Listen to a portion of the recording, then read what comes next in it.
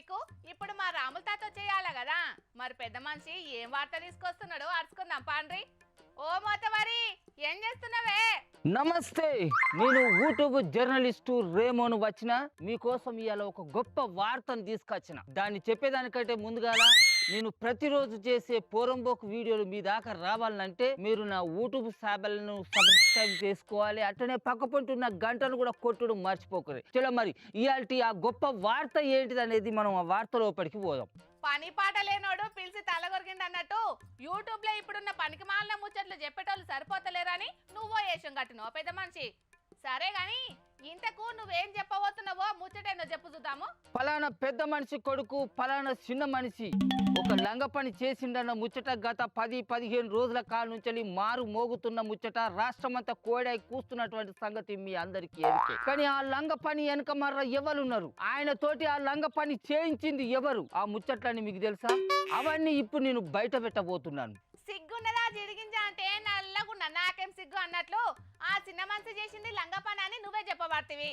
మళ్ళా అట్లా చేయించింది ఎవలో ఎరికేనా అంటున్నావేందయ్యా? హలో సార్, ఇప్పుడు మనోంది ఈ ముచ్చట్లలో తప్పు లేదని చెప్పాలి, అంతే కదా sir? Sir sir sir sir అయితే కానీ ఇప్పుడు ఈ నొద్దులు మిమ్మల్ని జోక్కుంటా మస్తు వార్తలు చెప్పినాం కానీ ఏమాత్రం కూడా మా జేబులు నిండలేదు సార్. కనీసం ఈ వార్తతోటి అయినా జరంత మా జేబు నిండేటట్టు చూడరు సార్, మీకు దండం పెడతా పుణ్యం ఉంటుంది. ఓకే ఓకే ఓకే సార్, ఇప్పుడు చూడరు సార్, రేపటి సంధి యూట్యూబ్, ఫేస్బుక్, ఇన్స్టాగ్రామ్ మొత్తం మనోని వార్తలతోటే మూత మోగిపోవాలి సార్. మీరు ఉండుర్రే, నన్ను నేను చూసుకుంటా సార్. సరే సార్, నమస్తే సార్. పురుగులు పడి సత్తావు ముసలోడా. ఆ అవతల మనిషి ఎవలో గాని వాళ్ళ కిందనే తప్పు లేకుంటే నీతోటి ఇసొంటి లత్కోర్ ముచ్చట్లు ఎందుకు చెప్పిస్తారు చెప్పు? వాళ్ళు ఇచ్చే పైసల కాశపడి యువతల మనుషుల మీద బదలామేస్తే ఎటు కాకుండా పోతావు పైల మరియా. బుజ్జి, మాకు ముచ్చటేందో అవసరం లేదు. పైసలు ఇచ్చి పలాని ముచ్చట్ను పలాని మనిషి మీద గిత్త చెప్పాలి అంటే బరాబర్ గట్టనే చెప్పుతాం. అది నిజమా అబద్ధమా మాకెందుకు చెప్పు, మాకు కావాల్సింది పైసలు, మేము చెప్పాల్సింది వార్త. కేల్కతం దుకాణం బంద్. ఒక సోషల్ మీడియా ఇన్ఫ్లుయెన్సర్ ఉన్నప్పుడు నీ మాటలు 10 మంది వింటున్నప్పుడు నమ్ముతున్నప్పుడు ఎంత బాధ్యతగా ఉండాలి ఎరికేనా ముసలడా? అది మర్చి పైసలు ఇస్తే ఏం చెప్పమంటే అది చెప్తామంటే పైసలు ఇచ్చి అసిద్ధం తినమన్నా తింటావా చెప్పు? ఎస్, తింటాం. మేము గత 10-15 రోజుల కాంచెలు గదే తినుకుంటా వార్తలు చెప్తాను.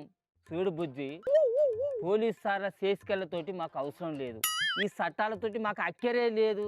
మాకు ఇక్కడ ఏదనిపిస్తే కెమెరాల ముంగట మేము గదే మాట్లాడతాం. ఇన్వెస్టిగేషన్లు చేసే పోలీసులం మేమే, వాదోపవాదనలు చేసే లాయర్లం మేమే, తీర్పులు ఇచ్చే జడ్జిలం మేమే. మేము చెప్పిందే చట్టం, మేము చేసిందే ధర్మం, న్యాయం, అంతే.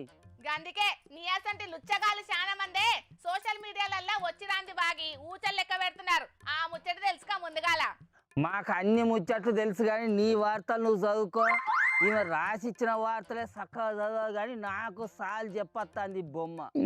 పబ్లిక్ నమస్తే.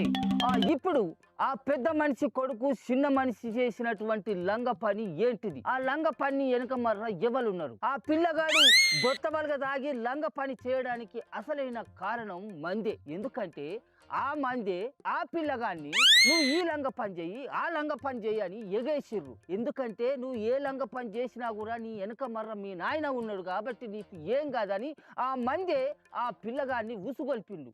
అందుకే ఆ పిల్లగాడు ఆ లంగ పని చేయాల్సి వచ్చింది. ఆ పిల్లగాడు అసలు లెక్కకైతే ఏలు పెడితే కూడా ఎట్లా కొరకాలనో తెలియనంత శుద్ధ పూస. ఏలు పెడితే కొరకుడు తెలివని ఆ శుద్ధ పూసను మందే అనవసరంగా వాడిపోసుకుంటుందంటావు అంతేనా?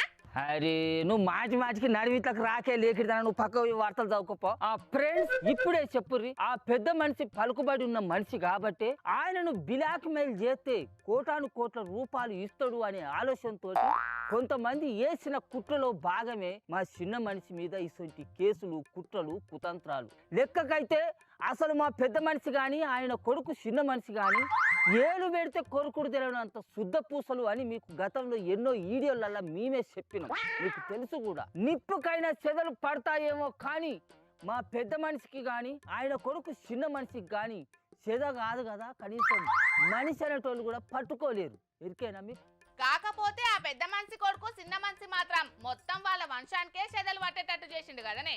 చి నువ్వు తాపకు చెదపురుగు లెక్క నన్ను పట్టుకొని తీరేక నీకు దండం పెడతా నీ వార్తలు నువ్వు చదువుకోవే.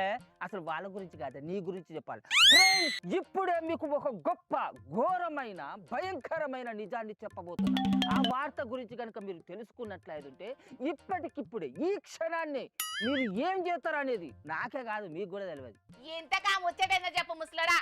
సూపుకు శుద్ధ పూస లెక్క కానొస్తది, మనసుకు నొయ్యని మాటలు మాట్లాడుతా అంటది. రోజు 8:30 కొట్టంగానే ఆమె ఎక్కడా అని మన కళ్ళన్నీ అటువైపే చూస్తూ ఉంటా అంటాయి. అందరి మనసుకు నచ్చేటువంటి అద్భుతమైన వార్తలు, జోర్దార్ వార్తలు చదివి మీనాక్షి గురించి ఇప్పుడు నేను చెప్పబోతున్న భయంకరమైనటువంటి నిజాలు. మీరందరూ అనుకుంటున్నట్టు ఆమె మీదికి కనిపించే అంత కరుణామయి కాదు. అత్తమామకు గంజిపోయని కసా ఇది, కట్టుకున్నోంతోటి ఎట్టి సాకిరి చేయించే కసా ఇది, కడుపున పుట్టిన పొల్లగాళ్లకు కనీసం కూడు కూడా పెట్టలేని కసా ఇది. కానీ జోర్దార్ వార్తలు మాత్రం మందికి మస్తుగా నీతులు చెప్తా అంటది. ఇప్పుడు చెప్పండి ఫ్రాన్స్, ఇసొంటి మీనాక్షిని మనం ఏం చేయాలి? తక్షణమే మన రాష్ట్రం నుంచి బహిష్కరించాలి. ఓ నీ నోట్ల మన్ను కొట్టగదరా ముసలోడా, నీ కండ్లల్లా కంప కొట్టగదరా లేకిడోడా, నీ చేతులకు జట్టలు కొట్టగదరా పోరంబోకోడా. ఆ ముచ్చట్లన్నీ నీకెవరు చెప్పిండ్రా? మాకు ఎవరు చెప్పాల్సిన అవసరమే లేదని చెప్పిన కాదే కాంతిరి ముఖం దానా. మా నోటికి ఏదైతే గదే చెప్తామని నీకు అప్పుడే చెప్పిన. అందుకే మా సోషల్ మీడియా ఇన్ఫ్లుయెన్స్ తోటి ఎవరు పెట్టుకోవద్దు. అది మా తడక, మా పవర్. నువ్వు ఇట్లయితే అయినా వాగు ముసలోడా, నేను పోలీసులకు ఫోన్ చేసి చెప్తావు. అగ్గో సూతంలో ఫ్రాన్స్, మీరు నిజాన్ని నిర్భయంగా చెప్పినందుకు నన్ను పోలీసులకు పట్టిస్తా అని భయపెట్టిస్తున్న జోర్దార్ మీనాక్షి నా నోరును మూయించాలని చూస్తుంది. ఇది ధర్మమేనా?